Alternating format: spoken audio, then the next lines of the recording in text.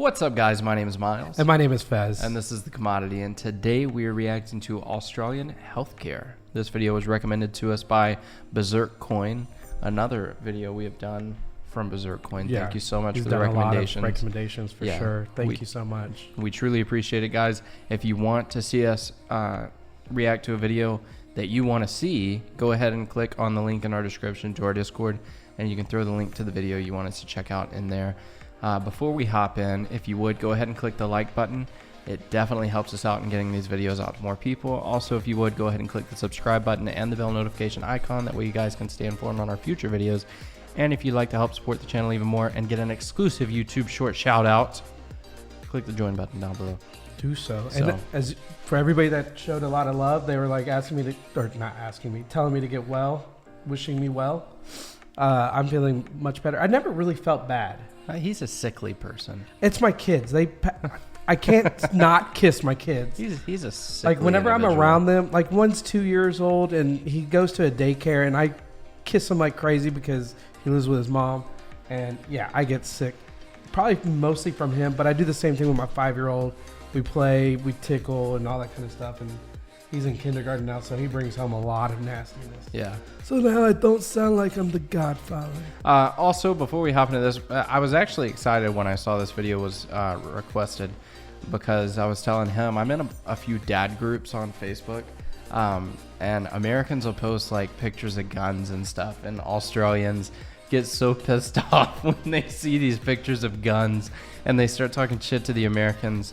And then there's these arguments going back and forth, and they're like, well, we got free healthcare, so, or what is it?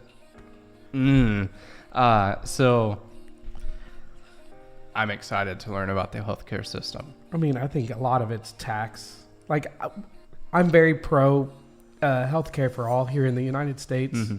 Fortunately, not everybody's that way. It blows my mind. But those same guys that are pointing the guns on that Facebook group, those are the people that cause, not all of them, I'm not going to sit here and put them all under the same microscope, but if a shooting happens, those are the people that need the Medicare for all. Yeah. So the medical for, like, it's just a circle. Yeah. And that's I love guns. I'm pro gun, but I'm also pro medical for all, because if you have mental issues, you need to be able to get that stuff checked out and know better to not be around firearms. That's just personal 100%. opinion. So let's hop in, check this out, and see what this healthcare is all about. Let's do it. That rhymed, by the way. I did not pay attention to that. Did it on purpose. On an international healthcare system episode. It's been a while since we've done an international. Do y'all say I'm going to hospital?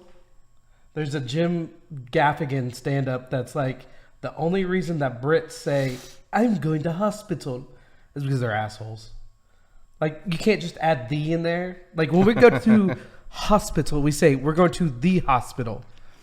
Not. Do you guys say I'm going to hospital? I mean, technically both of them can be correct because I looked it up too. I was like, that is annoying as crap. But technically you say I'm going to hospital. Just sounds like caveman speak to me. So I'm going to the hospital. I eat. Then I go hospital. I hungry. National healthcare system episode. We thought you might need a break. That break ends now. Australia has the only continental universal healthcare system, and it's the topic of this week's healthcare triage. Yeah. So unfortunately, we're not getting our facts from an Australian. Like pretty much every other country we've covered, save the United States, Australia has a universal healthcare system. It's called Medicare. What is the deal with that? Seriously, do none of these countries have a thesaurus or something? Medicare, Medicare, Medicare. Anyway, Australia's national public system provides coverage for citizens, permanent residents, and even many people with temporary visas. There's a program for visiting students, and even people seeking asylum get coverage while their cases are under review. Australia also has a voluntary private health insurance system, which complements and supplements the public one. It can give citizens access to private hospitals and some services not covered by the public system. The tax system incentivizes the purchase of private insurance for many individuals and families. Medicare also allows people to get free inpatient care in public hospitals, free access to most medical services, and prescription drugs. The federal government also works with more local governments to provide population health, mental health, some dental care, some physical therapy, and services for veterans. So I think it's pretty cool that they offer healthcare to people seeking asylum. Right. Like just some rando. Could you imagine anybody here bringing that up in the world we live in with the anti-border people, the ones that want to build walls and all that kind of stuff? Right. You bring up, hey, we're going to take care of immigrants. Oh, I freak people out. Oh, yeah. Which I'm all for it. Again, it blows my mind. So one of the benefits is that they just mentioned is, let's say we do for the United States, if we did a healthcare for all, it doesn't mean that our private insurance goes away. Right.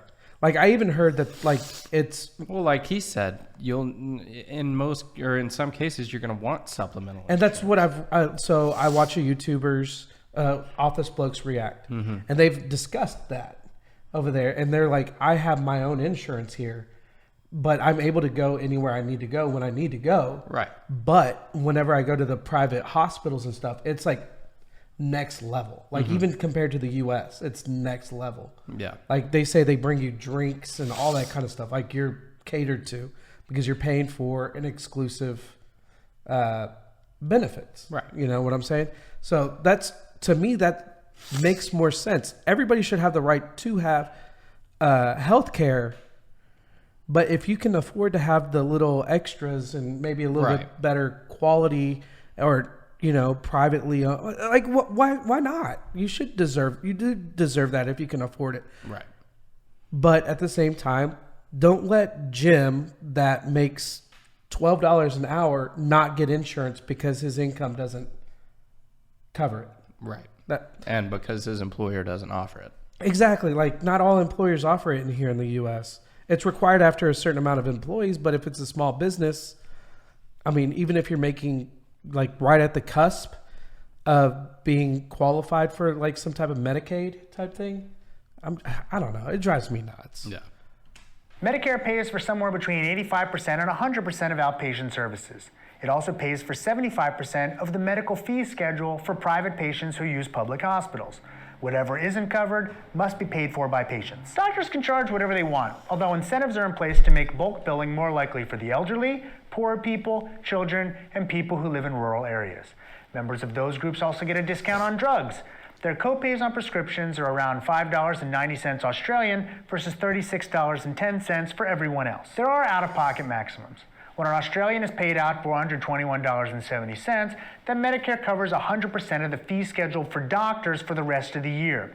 When they reach $1,221.90, then 80% of all out-of-pocket costs are covered for the rest of the year. I would move in, give $500 straight to the whomever I need to, and just be covered. Yeah. Like that's one for a lot of private medical stuff here. That is absolute garbage healthcare. It costs more than that a month. Yeah, I mean through employers that pay Get subsidized half of it. Yeah, you're still gonna get at least $200 or $300 a month taken out of your check. Yeah, if not more. Yeah, and if you have kids, family, you're fucked. So my family plan, which is just my daughter and I, was like $550 to $700 a month. And that was just for like basic. For me, myself, it's $200 a month. It's stupid. $100 per paycheck. Yeah. It was cheaper for me to find a private insurance, but it's still like $350 or $400 a month. But for some reason, we don't want to have health care for all. Or a decent health care for the people that have families or that are on that. Like we're both kind of on that cusp of like we can do whatever we want, thankfully, because we make enough money. But we have families and we have to take care of those families. And that really like affects our freedoms. And I don't mean like we're American, we're free, blah, blah, blah, blah, blah. No, I mean like being able to just take a day off. Right. Because we have to cover that insurance or cover these little expenses. Like that's what I mean by that. Like it it's so stupid. Like, this is triggering me. Like, I'm jealous. It's a jealous trigger. Like, in some ways, we're ahead of other countries too. But in many ways, one side is too hard-headed to accept any good idea from the other side, and vice versa. Like, I'm not saying that it's just all one side. Right.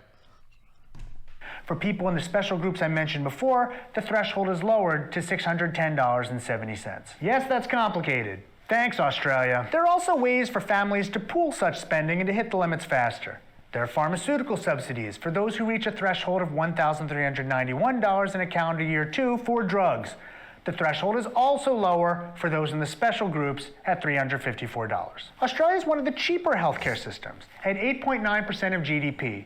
Medicare is paid for mostly from general taxes, patient fees, and a 1.5% levy on taxable income. In 2010 to 11, the government funded about 69% of spending, 43% at the federal level, and 26% from states and territories. The rest, or about 31% of healthcare spending, comes from non-government sources. About 18% is out-of-pocket spending, in co-pays or services not covered by insurance. Private health insurance accounted for about 8% of spending.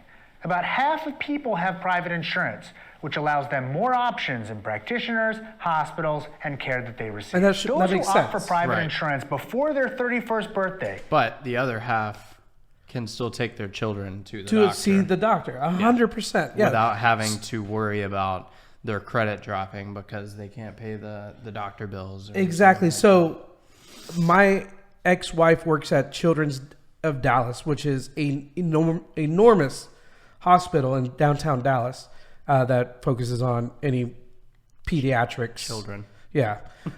Which it's right next to another major hospital, and a lot of the people get taken to Children's thinking that it's the same hospital. But anyways, a lot of the people that are there are people that can't afford to go to see the doctor. Right. Because they let their credit go bad because that's the only way that they can afford.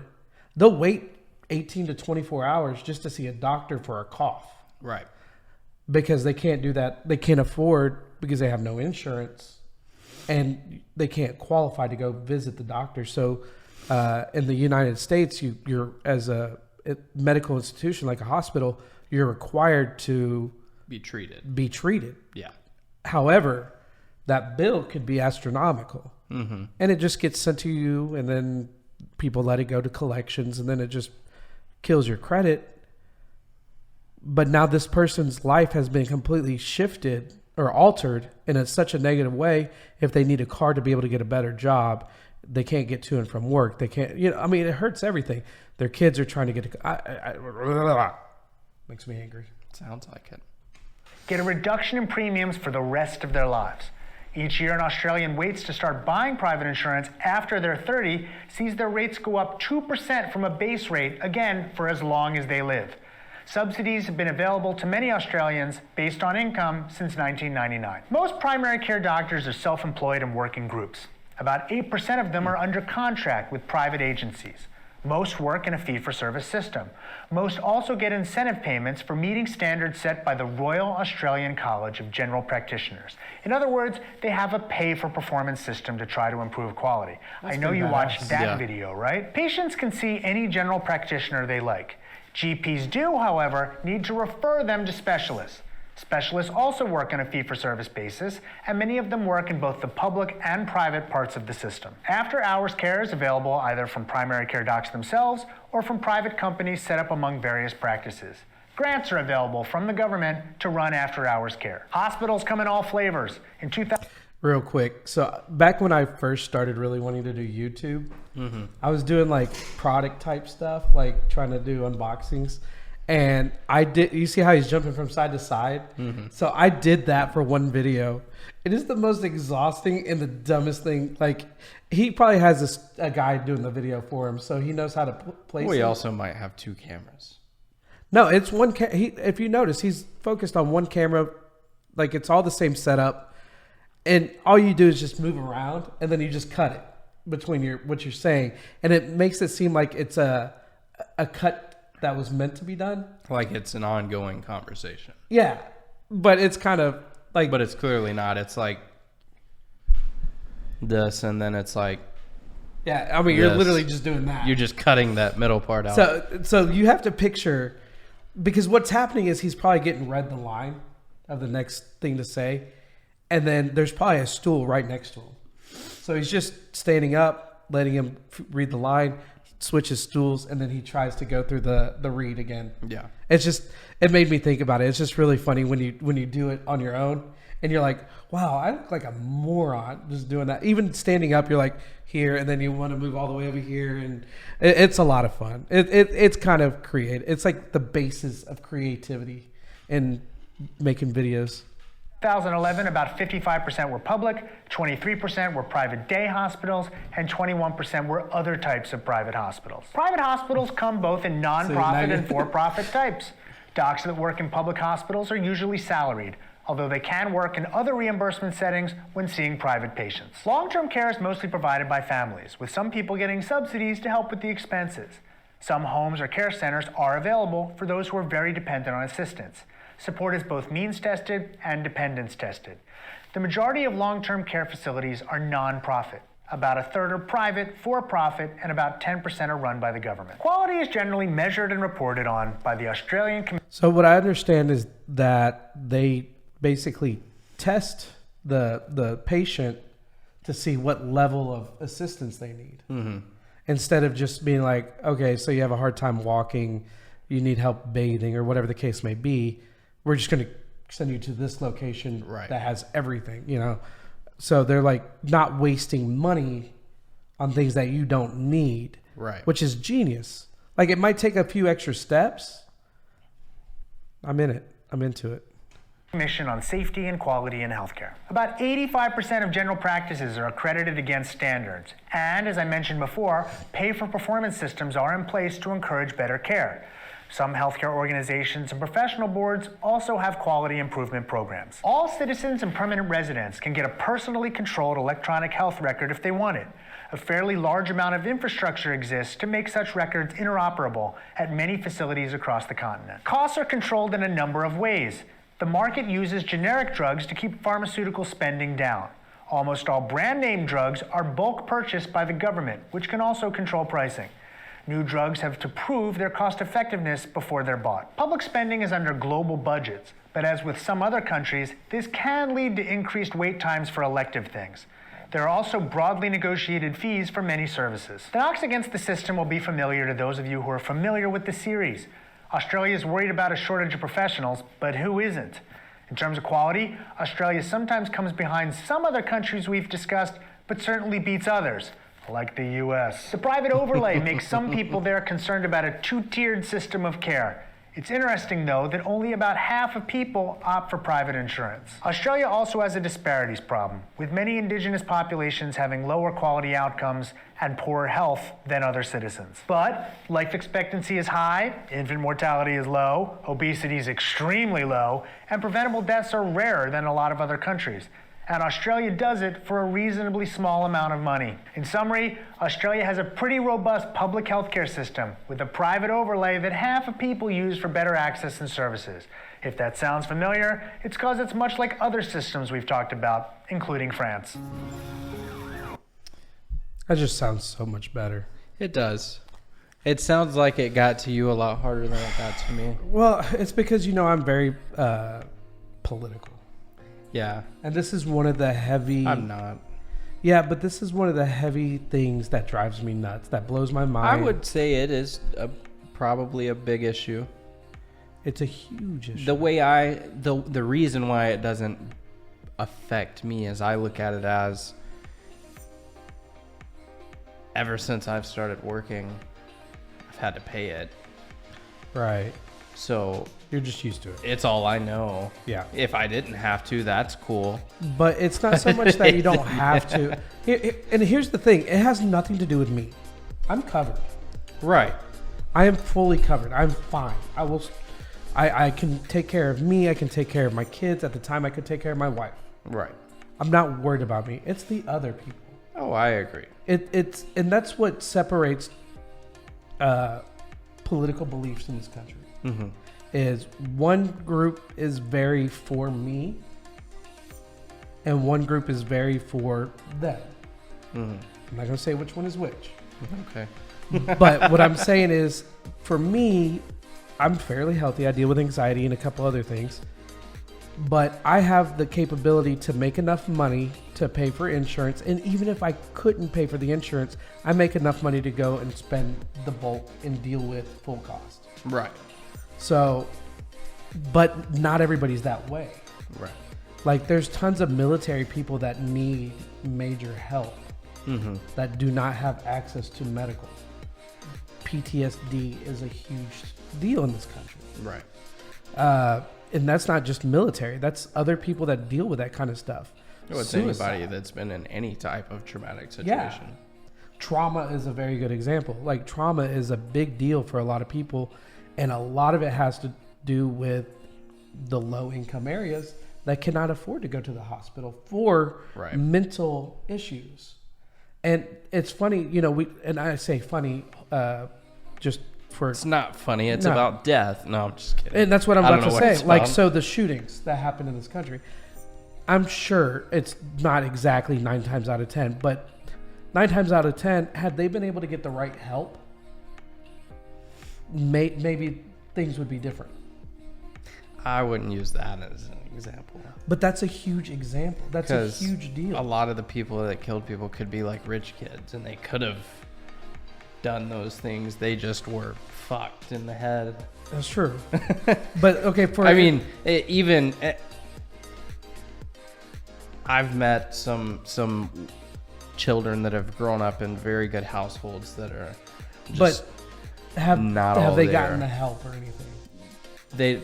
That's the thing. Sometimes money takes parenting away from themselves, and so it's just the child on their own, and they have to deal with it on their own. But the issue is, have any of those people, I hate you, has any of those people actually done anything like that? Gone out and shot people? Murdered groups of people. Exactly. So that's truly not the people that we're discussing. One did steal a car. I remember specifically it was Christmas morning. Christmas morning, I was in the 10th grade. No, I was in the 9th grade. And we were watching the news, and Peyton something, I can't remember his last name. So Peyton had posted on Twitter about a week before that he needed a bulletproof vest. Peyton was the class clown, you know. He grew up in a wealthy family. All the parties were at his place, and at my school, it was not hard to find pills and things of that nature. Deep South. No, this was in Mansfield. Oh, still Deep South. Texas. No, Mansfield's a very wealthy area. Yeah. And so he posted that, and everybody's like, "Oh, that's just a funny post." So he steals a car on Christmas Eve, gets in a shootout with police officers, shoots 2 police officers, doesn't kill them, shoots them. And this kid's in the 9th grade. Yeah. Shoots 2 police officers. He gets shot in the face. I don't know what he was on, but he gets shot in the face and runs off. I forgot what the lake is around Mansfield, but he runs off towards the lake out in the woods. They end up finding him. This neighbor, or this person in their backyard on Christmas morning, is on their back porch, and he's just walking across their backyard, like face is bleeding, like he got shot in the face. And the police are like pointing their guns at him, telling him to stop, and he's just looking at them and keeps walking. Like, he grew up in a great house from the outside, looking right. but then also, but still, his parents were always traveling. Yeah. They were never home. And they were rich. Yeah, but so he was just... That still doesn't take away the fact that he needed help. He did need help. Yeah. Obviously. But his family could have afforded it. Yeah, but I'm still saying that it's still mental. At the end of the day, it's still a mental thing. Like, you can't be all there and go shoot up a school. Right. You know? Which, another story for another day. But guys, if you enjoyed this video, if you have your own input, I mean, we're down to listen to it. Just don't be rude. We fully understand that we have our issues. I mean, say what you want to say. I mean, we're not going to... We take it. Yeah, we can handle it. Guys, if you enjoyed this video, please hit the like button. If you want to see our future videos, hit the subscribe button and the bell notification. And if you want to support us directly, hit the join button. Y'all been killing that, by the way. So thank you to all of our members. And with that being said, my name is Miles. And my name is Fez. Thanks for watching, guys. Peace. Out.